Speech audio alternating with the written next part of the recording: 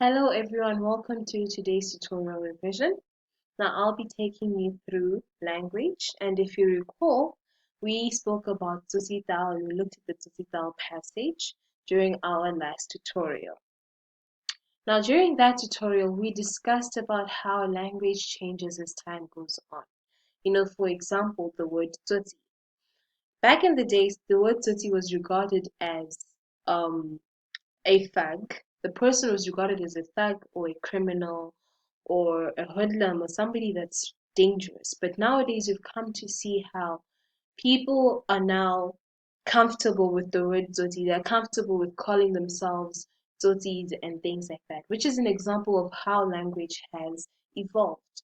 There were different examples that I had given you during the tutorials, and I hope that you still remember them. But if you don't remember them, please go back and revisit the notes. Now, we also discussed about the way tone matters in the way we say things. You need to say things the way you mean them, and you need to always be careful to say them right, because certain things may come out wrong, but it is up to you to determine how you want somebody to understand what you have said. Now, when you're writing academic uh, essays or academic assignments, you need to be careful to use academic language at all times. Mara, what is academic language? Now, already, if you look at your screen, there is a problem with the way I've structured that sentence. Firstly, looking at this word here, the word Mara is not allowed in academic writing. And you have this lady here who says, Ish, you know? So you need to be careful of such things. You cannot mix languages when you're writing academically unless it is necessary. For example, the Tsotsitaal passage that we looked at, it was important for the writer to include words like house it during the process of writing the essay because he was trying to describe how language has evolved. And that is the reason why only such exceptions may be allowed. So, unless you have to write in a certain language, stick to English. Now, academic language involves using a variety of formal language skills such as grammar, vocabulary, punctuation, and others. Academic language is basically academically accepted language, meaning that a student may not use informal language in academic writing. Now, this means that you cannot use contractions, you cannot use certain types of words, and you need to be careful about everything that you use.